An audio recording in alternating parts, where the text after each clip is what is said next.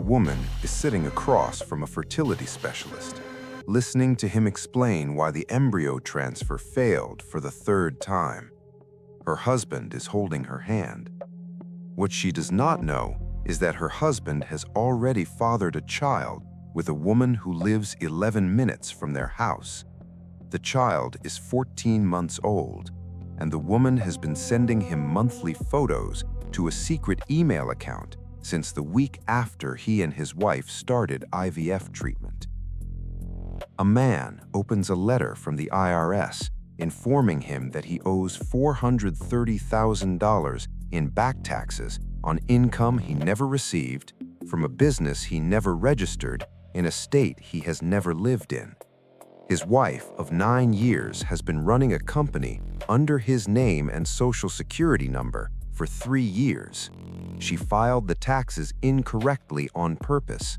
Then she told her attorney she wanted a divorce. And in a city on the East Coast, a woman discovers that the man she has been dating for 2 years, the man she introduced to her parents, the man whose apartment she has a key to, has a wife. Not an ex-wife, not a complicated situation, a wife, a house, 2 daughters, a golden retriever, and a second phone that he charges in his car every night before he comes home to either of them. Stay with me. Most betrayals leave a mark, a message found on a phone, a charge on a credit card statement, a lie that collapses under the weight of a single question asked at the wrong moment. Those betrayals hurt, but they are survivable. They end, and eventually life reorganizes itself around the damage and continues. The 3 stories we are covering today belong to a different category. These are betrayals that were designed to go undetected indefinitely. Built inside the most protected spaces a person has, a marriage they believed was working, a financial identity they thought was secure, a relationship they had given 2 years of their life to. Each of these people was deceived by someone who had made a calculation, the calculation that the person closest to them would never look closely enough, would never think to check, would never consider that the person sleeping beside them was operating a completely separate life with the same ease they operated the shared one. They were wrong about that, and the way each of these people responded is the reason we are here today. Welcome back to Venture and Karma. Hit the like button right now if you believe that the people who are hardest to deceive are always the ones who say the least. Let's get into it. Story number 1. The second family. There is a specific kind of grief that has no public language.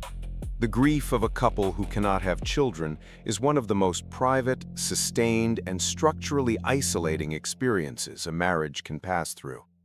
It reshapes schedules. It reorganizes finances. It changes the texture of intimacy in ways that are difficult to articulate to anyone who has not experienced it. And it requires, above almost anything else, that both people are fully present, fully honest, fully in the same room with each other. Mara had been married to her husband Thomas for 6 years when they began fertility treatment. They had been trying naturally for 2 years before that. The decision to pursue IVF was not made lightly. It cost them emotionally and financially. Thomas was attentive throughout the process. He came to every appointment. He administered the injections on the evenings she could not reach. He sat beside her through 3 failed transfers with the steady presence of a man who had committed to this fully and intended to see it through. In the 4th month of their second round of treatment, Mara's sister came to visit for a long weekend. On the Saturday afternoon, while Mara was resting, her sister borrowed her laptop to print a boarding pass. She opened the browser. The previous session was still logged in. She was not trying to find anything. She was looking for the print function. What loaded in the open tab was an email account she did not recognize. The address used a variation of Thomas's name with a number at the end. a secondary account he had never mentioned. The most recent email in the inbox was from an address she also did not recognize. The subject line was a date. She almost closed it. Instead, she clicked. The email contained a photograph, a woman she had never seen before, sitting on a living room floor with a toddler in her lap. The child was perhaps 14 months old. The message below the photograph said only, "She walked for the first time yesterday. Thought you should see." Mara's sister sat with the laptop for a long moment. Then she called Mara into the room. Mara looked at the photograph. She looked at the date in the subject line, which was 14 months ago, which was during the period Thomas had told her he was traveling for work twice a month to manage a client account that required face-to-face oversight. She did not wake Thomas, who was watching television in the other room. She did not walk in and confront him. She took a photograph of the screen with her phone. She wrote down the secondary email address. She thanked her sister for telling her. She went back to the bedroom and lay down. The following week, she made 3 calls. The first was to a divorce attorney who specialized in complex marital asset cases. The second was to a private investigator with specific experience in paternity and identity documentation cases. The third was to her own therapist, because she understood that what she was about to do would require her to be more functional than she currently felt, and she was not willing to compromise the outcome from operating from a place of emotional collapse. The investigator worked quickly. He identified the woman from a reverse image search, cross-referenced with local records. She lived 11 minutes from their shared home. The child was 14 months old. Thomas had been present at the birth, listed in the hospital record as the accompanying partner. He had been conducting a parallel relationship for over 3 years. The woman believed Thomas was separated from his wife and in the process of finalizing a divorce. She had been told this consistently and had no documented reason to disbelieve it. She was in a significant sense also a victim. Mara's attorney filed for divorce, citing marital abandonment and sustained deception. Because Thomas had used marital funds to support a second household over a documented 3-year period, the financial impact on the marital estate was calculable and significant. The discovery process quantified every transfer, every expense, every amount that had left the shared accounts and could be traced to the maintenance of the second relationship. The divorce settlement reflected the full financial scope of what he had diverted. Thomas also had a legal obligation to the child he had fathered outside the marriage, which his attorney made clear would follow him regardless of the divorce outcome. He left the marriage with significantly less than half of what they built, a child support order, and the task of explaining to the other woman why he had described himself as nearly divorced for 3 consecutive years. Mara stopped IVF treatment. She took the money she recovered in the settlement, sold the house they had shared, and bought a smaller place in a different neighborhood with a garden she had always wanted, and a room she left empty for reasons that remained entirely her own. 2 years later, she began the adoption process as a single applicant. She documented everything she had been through as part of her application narrative. The caseworker who reviewed her file told her supervisor that it was the most honest personal statement she had read in 11 years of processing applications. Story number 2: The Tax Ghost. There is a category of financial crime that is specifically designed to be invisible to its primary victim. Identity-based tax fraud is difficult to detect because the person whose identity is being used receives none of the income, sees none of the transactions, and has no reason to check for a business activity they have no knowledge of. The first sign something is wrong typically arrives in the form of a letter from a government agency that the victim has to read 3 times before they can accept that it refers to them. Ryan received his letter on a Thursday afternoon. It was from the Internal Revenue Service. It informed him that he owed $431,000 in unpaid taxes on income generated by a registered LLC in a state he had never lived in. The LLC had been filing returns for 3 years. The income it reported was real. The tax filings had been consistently incorrect, underreporting in ways that maximized liability while minimizing the appearance of fraud to the casual eye of an automated system. Ryan's Social Security number was listed as the primary registrant. His date of birth was accurate. His home address on the filings was his actual home address. He had never registered this company. He had never received a dollar of its revenue. He had never lived in the state it was incorporated in. Ryan was a high school biology teacher. He did not have $431,000. He spent 3 days in a state of quiet paralysis before his wife Diana sat down across from him at the kitchen table and told him she had something she needed to explain. She did not explain it fully. She explained it partially, in the way that people explain things when they have calculated how much information is the minimum required to manage the immediate crisis.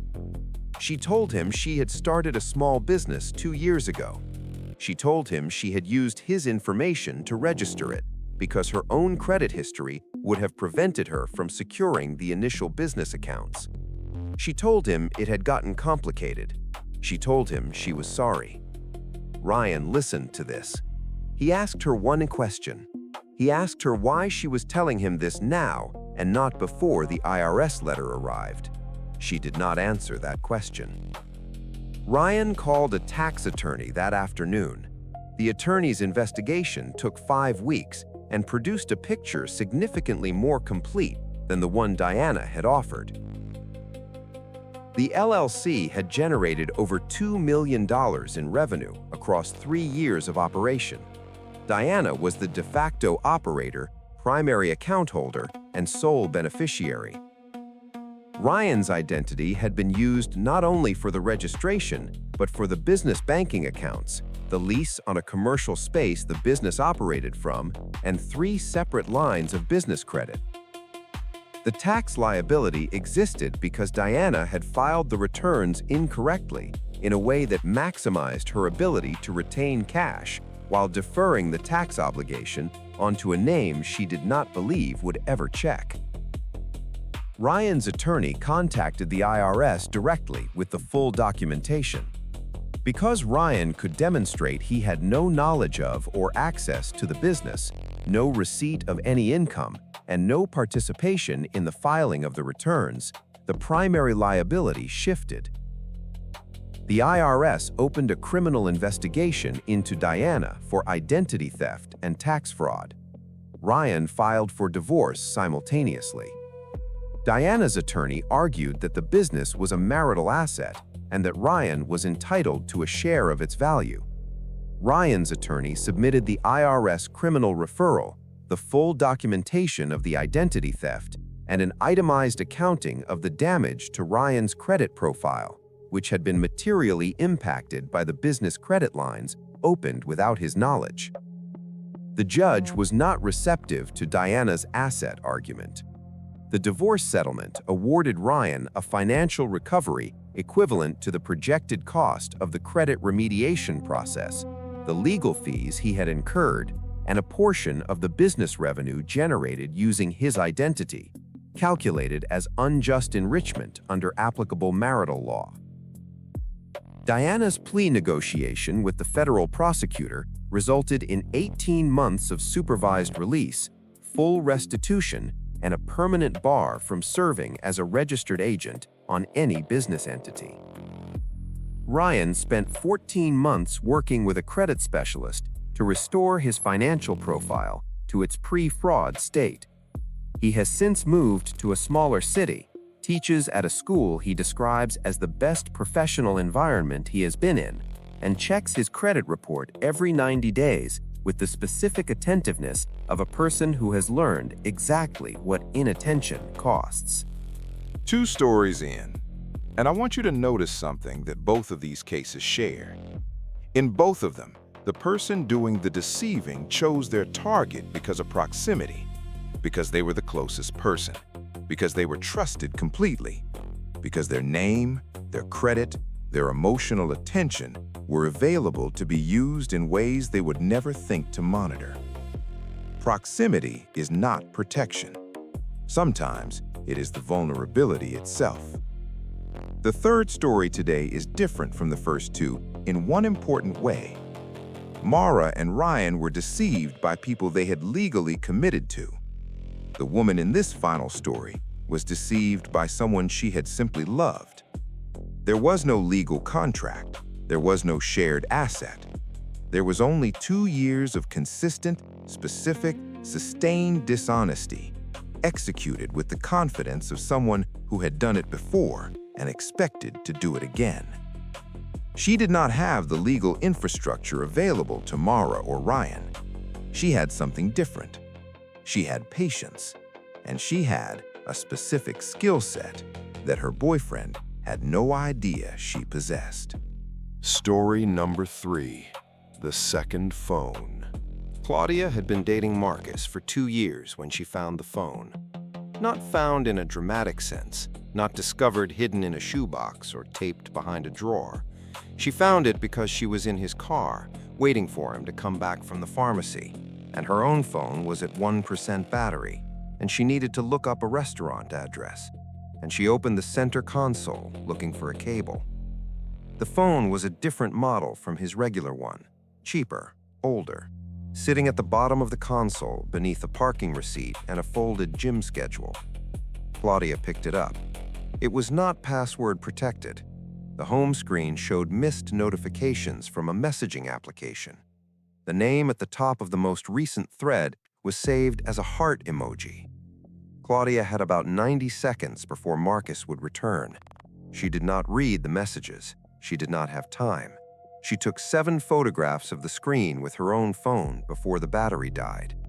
She put the second phone back exactly where she had found it. She plugged her own phone into the car charger. When Marcus got back in the car, she was looking out the passenger window at a bakery across the street. She said nothing that evening. She said nothing for 3 days. Claudia worked as a data analyst for a mid-sized insurance company.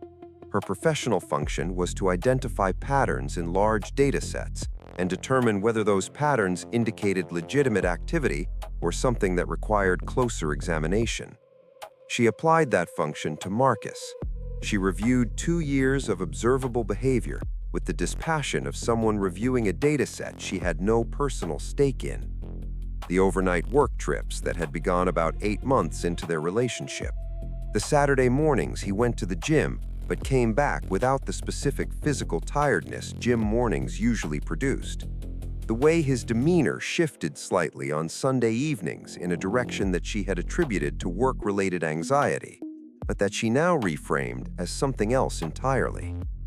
She requested the photographs she had taken from her cloud backup and examined the screen of the second phone carefully. The messaging app visible on the home screen was one she recognized as commonly used by people who wanted messages that deleted automatically. The contact saved as a heart emoji had sent 4 messages in the visible notification preview. The preview text of the most recent one contained the words, "Before you come home tonight." Come home, not before you get here or before you arrive. Come home. Claudia built a timeline. She cross-referenced every overnight trip in the past 18 months with the behavior patterns she had documented. She looked at his social media presence, which was minimal but not absent, and searched for any account activity tied to his name, his workplace, or his neighborhood that she had not previously encountered. She found a Facebook profile she had never seen. The profile was under a slight variation of his name. It had privacy settings that limited public visibility, but the profile photo was visible, and it showed Marcus at a backyard barbecue, standing beside a woman and 2 young girls, all of them looking at the camera with the relaxed ease of people who are photographed together regularly. The account had been active for 4 years. Claudia searched the woman's name. She found her public profile within 20 minutes. The woman's relationship status was listed as married. Her tagged location over the past 4 years was consistent with a suburb 40 minutes from the city. She had 2 daughters. Their names were in the caption of a birthday post from 8 months ago, which had been liked by an account whose username was the slight variation of Marcus's name. Claudia sat with this for a long time. Marcus was not a man going through a separation. He was not in a complicated living situation. He was not someone who had been honest about a difficult history. He was married. He had been married the entire time they were together. He had a house, 2 children, and a life that he returned to on Sunday evenings when his demeanor shifted in the direction she had misread as work anxiety. He had been conducting their entire relationship from inside a marriage his wife did not know was being used this way. Claudia was not primarily angry. She was, as she would describe it later, profoundly interested in the architecture of it, in how a person maintains 2 lives at the level of detail required to prevent collapse, the scheduling, the language calibration, the management of what each person was told and when. She found it interesting in the way that a structural engineer finds a failing bridge interesting, with detachment and with a clear understanding of where the load-bearing points were. She identified 2. The first was his wife. Claudia found her woman's email address through a professional directory. She composed a message. It was not emotional. It was not accusatory. It was a 3-paragraph summary of factual information with the 7 photographs attached and a note explaining when and how they had been taken. She proofread it twice. She sent it on a Tuesday morning. The second load-bearing point was Marcus's employer. Marcus had told Claudia he worked in financial services. She had met 2 of his colleagues at an after-work gathering early in their relationship. His company was not difficult to identify. Many financial services firms have explicit conduct policies regarding personal honesty and integrity because the nature of the work requires clients to trust that the person managing their assets is who they represent themselves to be. Claudia was not certain whether Marcus's firm had such a policy. She submitted a factual inquiry to their HR compliance department, describing a pattern of sustained identity misrepresentation by a named employee across a 2-year personal relationship, and asked whether this fell within the scope of their professional conduct review process. She attached the same photographs. She did not follow up on either message. She changed her locks that afternoon. She removed Marcus from her building's guest access list. She packed the items he had left at her apartment into a single box and left it with her building's front desk with his name on it. She did not send him a message explaining any of this. She simply became unreachable. His calls went unanswered. His texts received no response. The building's front desk confirmed only that a box had been left for him. Marcus came to collect the box on a Thursday. He stood in the lobby for several minutes, apparently attempting to process the fact that a life he had been running in parallel had been quietly and completely shut down without a single direct confrontation. What happened on his wife's end and at his employer is something Claudia has not detailed publicly. What she has said is that she received one final message from Marcus approximately 2 weeks after she went silent, in which he told her that she had destroyed his life and that she had not given him a chance to explain. She did not reply. There was nothing to explain. She had not made accusations. She had not told a story. She had simply taken the factual information she had gathered and placed it in front of the people who had the clearest right to know it. What they did with it was their decision to make. She went back to work the following Monday.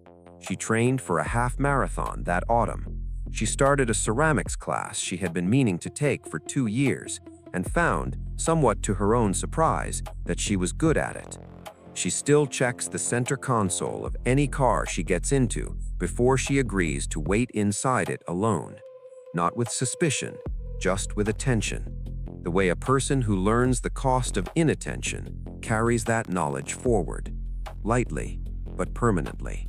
3 stories, A woman who discovered her husband was raising a child 14 months into their fertility treatment. A man who received a tax bill for a business his wife had been running in his name for 3 years. And a woman who found a second phone in a center console and spent the following 2 weeks dismantling a parallel life with the same methodical attention to data she applied to her professional work. 3 different situations, 3 completely different circumstances, but one consistent thread that runs through every story we cover on this channel. The people who cause this kind of harm rely on a single assumption, that the person they are deceiving will prioritize the relationship over the evidence, will explain the anomaly away, will decide that what they love is worth protecting from what they know. Every person in today's stories made a different choice. They looked at the evidence clearly, they documented what they found, and they built their response not from anger, not from urgency, but from the specific patience of someone who understands that the strongest position is always the informed one. If these stories gave you something today, hit the like button. It takes 1 second, and it helps this channel reach the people who need to hear that discovering a difficult truth is not the end of the story. It is usually where the real one begins. Subscribe to Venture and Karma. We are back every single week. And leave a comment telling me which of these 3 stayed with you the longest: the second family, the tax ghost, or the woman who said nothing, changed her locks, and let the facts speak for themselves. I read every comment. Keep your eyes open, and I will see you in the next one.